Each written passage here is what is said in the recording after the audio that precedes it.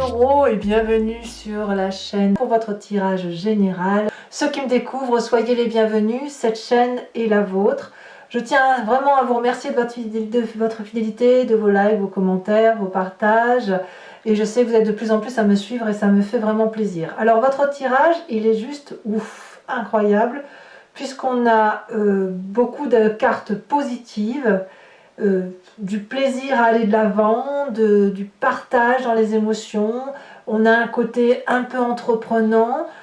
Et puis la seule carte qui serait négative, c'est ce qui va se passer à l'intérieur de vous sur la fin de la période. Mais c'est 3 fois rien en fait. C'est plus le sentiment que vous lâchez prise. Alors, on avance tout de suite et on va voir comment vous avancez dans votre mois, sachant que vous avez une seule arcane majeure, c'est la carte de la lune. Alors en tout cas, vous avez cette énergie très émotionnelle, très empathe, très intuitif, avec un sens de l'humour aiguisé probablement, avec beaucoup de compassion.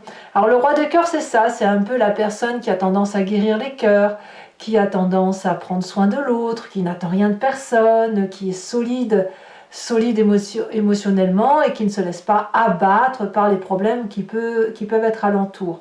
C'est aussi la personne qui porte les émotions de l'autre. Donc vous avez ça en énergie entrante, en désir peut-être.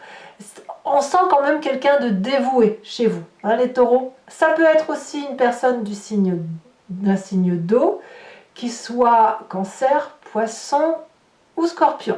À vous de voir si vous l'avez en ascendant ou en signe lunaire dans votre tirage, ou à voir si vous avez ça autour de vous. En tout cas, vous en êtes pleinement inspiré. Alors, qu'est-ce qui fait que vous êtes aussi joyeux? Qu'est-ce qu'on a dans votre présent?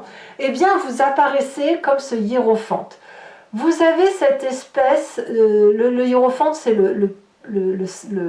on dit le pape, c'est la personne qui a une éducation, une solidité intellectuelle et spirituelle, peut-être religieuse chez certains d'entre vous, mais pas forcément. C'est surtout quelqu'un qui est dans les conventions, dans les usages, les coutumes, eh bien je bafouille, qui est en conformité avec la structure de la société dans laquelle il vit. Et vous avez ça, c'est-à-dire que vous avez un système de vie et d'environnement autour de vous qui vous convient et qui vous permet d'avoir votre place. Et le fait que vous trouviez votre place au sein de cette tradition environnementale, au sein de cette société, eh bien ça peut peut-être tout à fait vous mettre en joie. Alors, qu'est-ce qui se passe dans cette société pour que vous soyez aussi porté vers l'autre, aussi ouvert d'esprit? Eh bien, il est possible qu'il y ait une romance qui se mette en place autour de vous, au titre des événements favorables, des gens charmants ou une personne charmante qui a un côté gratifiant, qui est diplomate, qui a tendance à faire de la médiation quand il y a des difficultés, c'est une personne qui, on est toujours dans l'eau des émotions, qui va négocier, qui va idéaliser l'environnement, la relation, qui refait le monde, mais avec beaucoup d'amour, qui est entreprenante et qui apporte des cadeaux. Chaque mot que cette personne-là apporte, c'est une nourriture pour vous. Et il est possible que c'est vous qui preniez soin de cette personne et qui gratifiez cette personne pour la porter au-delà de ce qu'elle peut prétendre espérer. Peut-être même que vous avez mis le doigt sur une personne que vous sentez bien et que vous avez envie de l'aider à grandir, en fait. C'est possible, quand vous pourriez très bien l'avoir rencontré, tout à fait. L'environnement défavorable, par contre, c'est que cette relation de 2 signes d'eau, ou du moins de 2 ascendants lunaires en eau, peu importe, le fait qu'il y ait beaucoup d'eau, ça vous coupe de l'environnement extérieur et de ce qui est attendu de vous autour de vous. Parce que on a un triomphe qui ne naît que d'une seule symbiose, que d'une seule acclamation et une seule attirance. Or, ce succès-là, il peut être défavorable parce que ça pourrait vous empêcher de faire vos obligations ou d'appliquer vos obligations habituelles ben, je dis bien habituel. Par exemple, je vais dire une bêtise, mais si vous êtes en couple et que vous avez rencontré quelqu'un d'autre, eh bien vous allez délaisser votre couple, donc on va vous en vouloir. Si vous êtes sur un nouveau projet de travail ou si vous accumulez une nouvelle tâche de travail, on va peut-être vous reprocher de ne pas être à votre place. À l'inverse, si vous avez du triomphe, si vous avez du succès, si vous êtes acclamé, si vous êtes le confident de certaines personnes, alors ça va vous être défavorable parce que vous pourriez éventuellement vous grossir encore d'énergie affective, émotionnelle, et ça vous noie après la vision.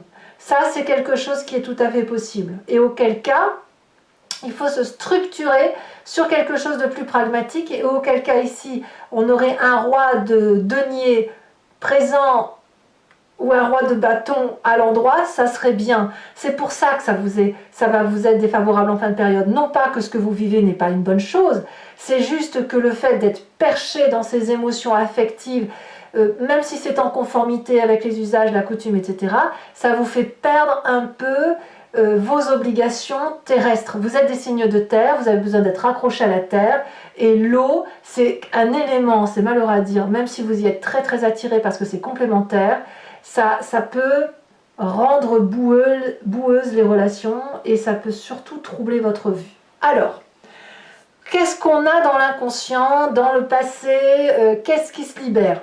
On a un passé libérateur, c'est ça qui revient à la surface. Un passé où on a été cassé, fracassé, abattu, tout ce que vous voulez, on a dû survivre dans les pires conditions, et là apparemment c'est terminé. C'est la fin de cette période-là, c'est fini, on ne peut pas vous enfoncer, regardez, je la remets à l'endroit, on peut pas vous enfoncer plus d'épines que ce que vous avez sur le dos, puisque ça a eu lieu dans le passé.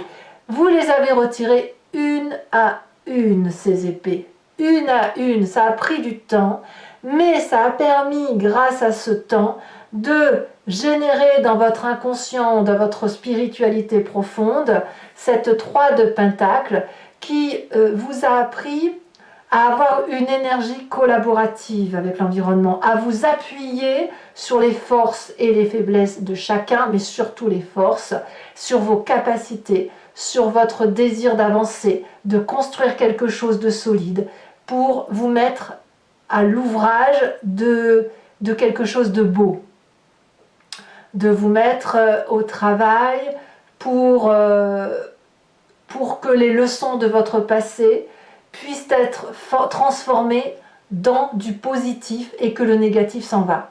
Ça c'est exactement comme ça que vous en sortez. Comme vous êtes libéré de ce passé, avec une émotion débordante en eau, et oui c'est bien le cas, vous pourriez effectivement être complètement porté par ce pape, ce hiérophante, avec ce côté éducatif, le fait d'être un guide, de porter les gens, avec toutefois, je dirais, une reconnaissance mal placée ou une fierté mal placée. C'est ça qui vous est défavorable. La fierté est mal placée. Et à mon avis, même si c'est une... Et c'est pour ça que vous n'êtes pas assez... vous êtes trop perché par rapport à votre signe, et c'est pour ça effectivement qu'on va avoir un événement défavorable sur la fin de mois. Je vais vous expliquer tout de suite, c'est pas grave, vous êtes tellement porté par de la douceur. Mais le problème c'est que si vous n'êtes pas terre à terre, que vous vous laissez porter par les émotions d'eau, votre terre, imaginez une plage de sable fin, votre sable, votre terre, elle va filer avec l'eau. Donc sa structure va s'étioler, va s'éroder. Conséquence, en fin de période, on peut avoir cette énergie de roi de bâton inversé, c'est-à-dire d'avoir le sentiment de ne plus être soi-même, de ne plus avoir de force, de ne plus être commandant de sa propre structure moléculaire en tant que digne signe de terre. Donc vous pourriez alors être par moments dans des moments de panique, et en fin de mois, en fin de période, j'insiste bien, et d'avoir l'impression de vivre une épreuve difficile. Cette épreuve difficile, elle ne sera que la conséquence de votre noyade dans des émotions affectives, de douceur et de bienveillance par rapport à l'autre. Ça n'est pas grave, mais vous pourriez ruminer sur vous-même en fin de période. Ceci dit, qu'est-ce que vous allez avoir comme événement sur ce mois qui va arriver très prochainement? La cavalier de bâton. Cette énergie-là affective, elle n'est pas négative en ce sens qu'elle vous pousse d'un point de vue énergétique courageusement à sortir d'une forme de zone de confort et puis à vivre l'aventure passionnément. Donc vous pourriez avoir envie de déménager, envie d'emménager, envie de faire du jardin, envie de changer de métier. Il y a un côté héroïque avec cette cavalier de bâton. Ça peut aussi traduire un signe de feu qui a aussi cette impulsion de vous pousser de l'avant, et auquel cas ce serait le bélier, le lion, le sagittaire. Et c'est aussi quelqu'un qui va vite, qui ne prend pas le temps de réfléchir, qui bondit et qui rebondit. Alors, pourquoi? Parce que vous êtes sûr de vos sentiments. Dans votre état d'esprit, on a quelqu'un qui n'est pas dans la contemplation affective, mais qui va se reconnecter au plaisir de la vie et à l'amour. On est dans un succès émotionnel, un enrichissement de ses émotions. Comme si, vous voyez, on voit cet or d'abondance là qui coule, qui coule, qui coule sur toutes les coupes. Ça veut bien dire qu'en fait, vous avez trouvé l'extase dans votre tête. Vous l'avez, cette extase, couplée au pragmatisme du pape et à l'énergie émotionnelle du roi de coupe. Alors, qu'est-ce qui se passe au niveau de la famille et des amis? Eh bien, il y a de la réunion, il y a de la joie. Certaines personnes vont être probablement sentimentalistes, elles vont prendre du plaisir à aller voir leur famille, à aller faire la fête, à se faire des cadeaux aux uns et aux autres, et peut-être à reparler aussi des histoires du passé sans colère, sans hargne, parce que vous voyez cette 10 de bâton, là, ou cette 10 d'épée plutôt, elle est retournée. Donc il n'y a pas de haine, il n'y a pas de colère, c'est une chance en fait. On vit très très bien les événements. Alors, quelles vont être les conséquences de vos actions et de vos pensées sur l'environnement? On a la carte de la Lune qui, pour certains, à mon avis, en fin de période, vont être dans la confusion des genres et vont avoir le sentiment d'être dans une complexité ou le sentiment qu'il y a des illusions, des mensonges, des non-dits, des incertitudes qui est probablement provoquée par votre propre fin de période. Alors, ce n'est pas grave, il faut juste toutefois réguler, à mon avis, vos émotions par rapport à votre côté terrien. La confusion, elle va venir du fait que vous-même, vous allez avoir le sentiment de vous étioler de l'intérieur. Parce que, comme je vous l'expliquais, votre terre va être noyée dans l'eau des sentiments. Donc, vous allez perdre une partie de votre socle. C'est rien, hein, c'est un effleurement du socle. Hein. Vous n'allez pas disparaître, mais ça va déstructurer peut-être les personnes cavalières, les personnes qui ont peut-être un désir de maternité avec vous, hein, notamment, mais qui avaient ce sentiment d'être dans la vérité, voyez-vous. Et si vous avez ce sentiment d'être dans la vérité et que vous faites marche arrière, ou que vous avez des doutes, ou que vous vous mettez en colère aussi, tout simplement, parce qu'il y a une forme de désarroi du fait d'être noyé comme ça, eh bien, ça peut créer aussi un pas en arrière pour l'autre. Allez, on va tout de suite compléter avec le tarot du dragon celtique pour voir comment ça va s'articuler, voir si on a des précisions. Donc, je m'explique pour ceux qui n'ont pas l'habitude, qui me découvrent. Je recouvre l'entier-jeu avec le tarot. Allez, c'est parti. On va voir un petit peu quelle précision on a pour cet incroyable tirage.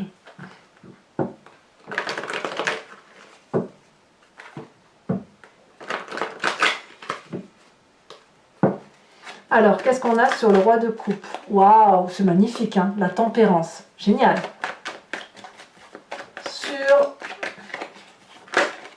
Ouf. Je ne vais pas la mettre parce qu'il y en avait 3 qui se sont retournés. Mais on avait quand même le pape qui revient.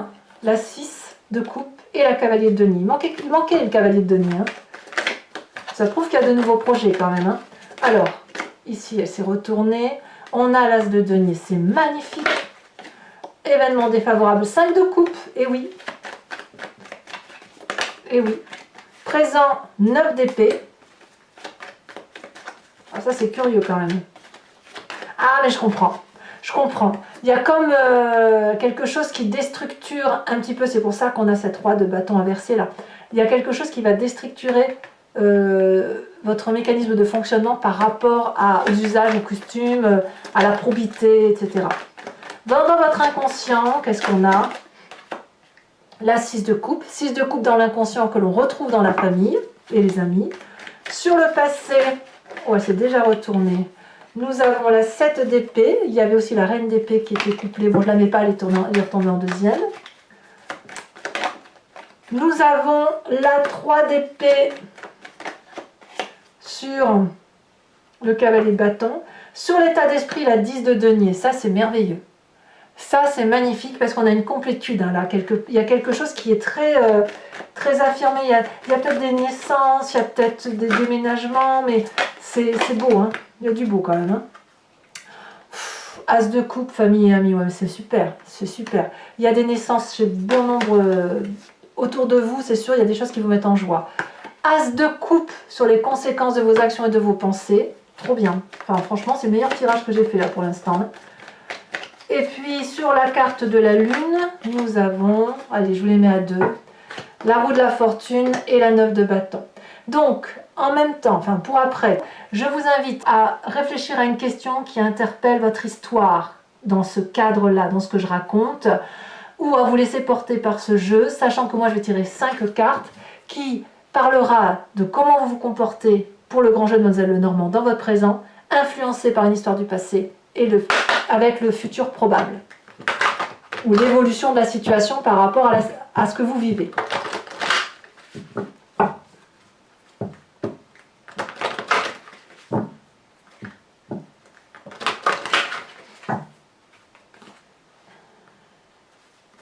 Allez, 5 cartes pour mes amis taureaux. Waouh, waouh, waouh, waouh, ça tombe, ça tombe, ça tombe. Nous avons la 8 de cœur et la 8-9 de carreau. Celle-ci, elle veut se détacher, donc je la mets. L'as de trèfle, waouh! Vous êtes déterminé à réussir. Hein. Deux autres cartes.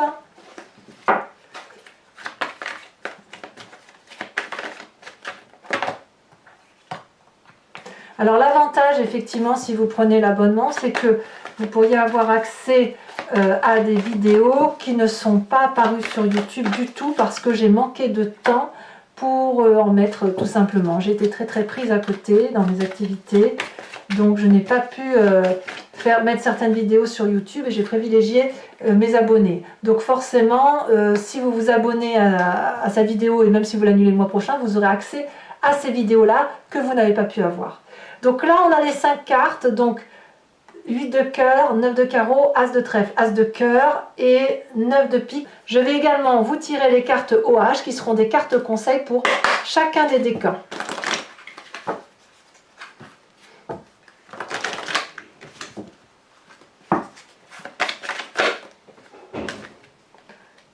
Ici, nous avons homme.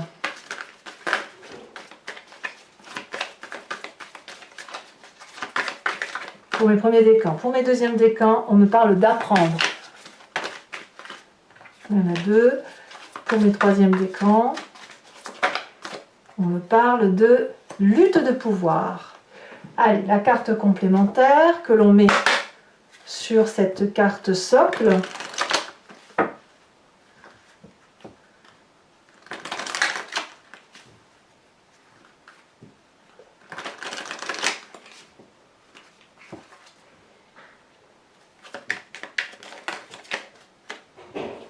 Premier décan, elle a tombé, deuxième décan, oula, et troisième décan, ok, voilà mes amis taureaux, n'hésitez pas à vous abonner, c'est important pour le soutien de la chaîne, bien évidemment à commenter parce que j'adore vous lire, à partager si vous le souhaitez et évidemment à liker. Je vous dis à très vite et je vous dis à très bientôt. Je vous embrasse bien fort. Bisous bisous.